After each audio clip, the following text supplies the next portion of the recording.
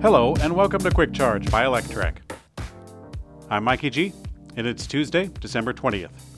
According to complaints filed with the National Labor Relations Board, 2 former employees were fired from Tesla for dissent against Elon Musk. Bloomberg reports on the complaints, writing, quote, Tesla Incorporated allegedly fired 2 California-based employees in violation of labor laws for being part of a wider group that was discussing and drafting letters critical of Chief Executive Officer Elon Musk, according to their attorneys, and complaints they filed with federal regulators. Now, the complaints that we read are actually similar to what happened earlier this year. In that case, SpaceX fired several employees who were drafting an internal letter to let the company's leadership know that Musk's behavior was, quote, a frequent source of distraction and embarrassment.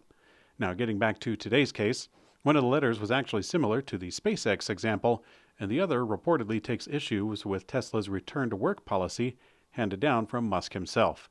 Back in June, Musk announced that all Tesla employees need to stop remote work and come back to the office for a 40-plus hour work week, or they would be let go. In response to these letters, Tesla said it was an attack on the company. Elon Musk is showing signs that he might be backing out from a Twitter poll that he started to vote him out as the head of Twitter. Yesterday, the CEO said that he would abide by the results of the poll, and a strong 57% majority of more than 17 million voters had voted him out. The CEO has yet to directly comment on the results or the next step, but he is instead indicating that he is questioning the legitimacy of his own poll. Other Twitter users who are loyal to Musk have proposed that the poll was swayed by the presence of bots. One such poster noted that the previous poll about Donald Trump gained a similar amount of respondents, but only 67% of the likes by comparison. Musk noted to one poster that future polls will only be including votes from accounts that have been purchasing Twitter Blue. These collection of responses on the matter could be seen as showing trepidation. Even until now, Elon Musk has not yet directly commented on when or if he will leave the role of Twitter CEO. The United States Treasury Department announced that it is delaying its guidance in regard to sourcing battery requirements to be eligible for the EV tax credit. Beginning on January 1st, 2023, a slew of new requirements will take effect, but the lack of battery guidelines could offer a brief window in 23 where electric vehicle purchases that may not fit into the requirements can cash in, or credit in. The full credit is worth $7,500, but the part that we're talking about here is over half of that. $3,750 of these new tax credit dollars is based on at least 50% of the battery components of the vehicle coming from the United States or countries with free trade agreements within the U.S. Now, it's actually the long and short of it, but apparently the details are not yet ironed out. The Treasury Department has set a timeline of, quote, sometime in March with which to decide. This makes great news for a particular set of vehicles, such as Hyundai, but at Electrek, we'd like to remind people that the Chevy Bolt will remain a screaming deal for a few more months at least. This vehicle gets about 260 miles of range, seats 4 kind of comfortably, and it has a starting MSRP of $25,600. Qualifying for the full tax credit starting next year, a monthly payment on this runabout is about the same price as what many people pay for gas in 1 month.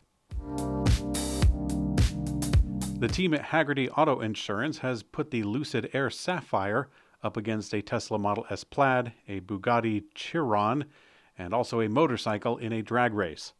The Lucid Air Sapphire delivers 1,200 horsepower, nearly 200 more than the Tesla Model S Plaid for comparison. Lucid is calling it, quote, the most powerful sedan in the world. Now, with the video, it shows that the Lucid Air Sapphire didn't quite hit the sub 9-second quarter mile that they advertised, but it did win the race by 0.2 seconds. The closest competitor was actually the motorcycle, which was thrown in the race, the Ducati Panigale V4 SP2. I guess that's how it's pronounced. I don't know a whole lot about motorcycles.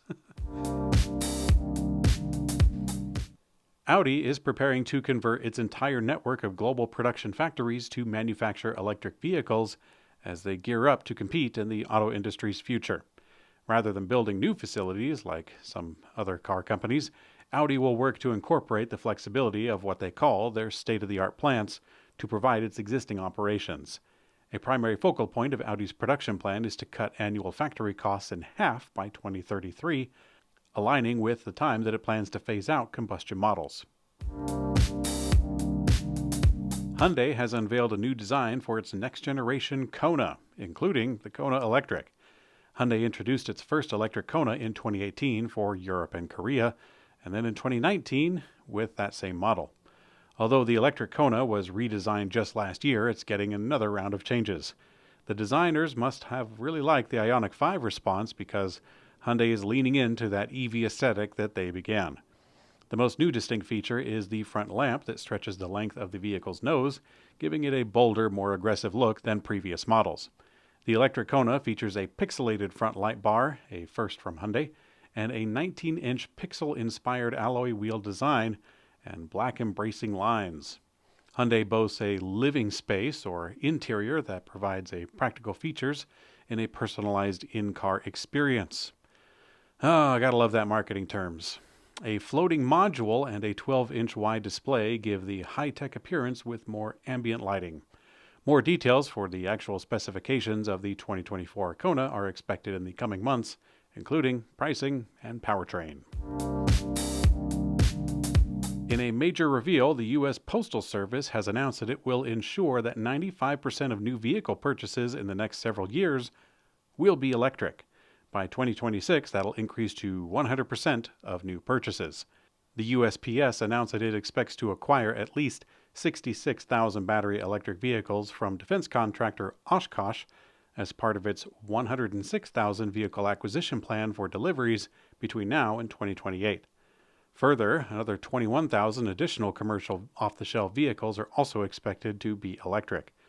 The EVs that the USPS will purchase will begin to replace its aging delivery fleet of over 220,000 Grumman LLVs, the same vehicles that you see around your neighborhood. In fact, scientists are still trying to understand how these small gas-powered vehicles that carry one human and a couple hundred pounds of mail through a neighborhood speed can achieve a fuel efficiency rate of 8.2 miles per gallon. Okay, it is opinion time, and I'm just going to jump into the weeds. It is clear to even the most casual observer that the public's perception of Elon Musk has been changing. The acquisition of Twitter has highlighted to the general public some of the eccentricities that have made him successful, and others that are in conflict with the very principles that he announces to espouse. My personal opinion actually hasn't changed all that much in the last year, as I generally held him at arm's length with the same regard that I would for Howard Hughes, a person that has extreme responses to their world, both good and bad. Belligerence is necessary to push forward the boundaries of what people think is possible, shooting for the stars and not accepting reality as an answer. This is the kind of person that we need to force technology forward, someone that, for better or worse, lives in the future of their mind and can convince people to follow the same passion for innovation. I believe this is the real skill of Elon Musk, to attract and keep talent long enough to push the needle forward. For me, I've never had it in my mind that Elon Musk should be my personal example for a myriad of things, such as living a balanced life, for one, or political science, social science, crypto investing, take your pick.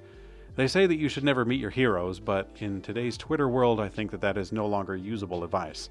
For today's era, I think that we should remember to segment the positive aspects of an admirable character and then release them from the impossible standard that sometimes we make in our mind. In today's community comment found on YouTube, Dular questions 200 million annually by 2030, to which another user, Martin Beverly, aptly surmised, I think he added a not.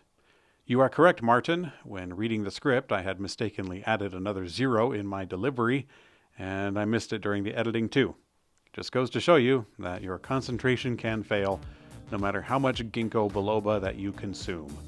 I'll have to start cutting back because I really don't notice the benefits that I did decades ago when it was very popular and on TV and the Home Shopping Network and in the back of the magazines.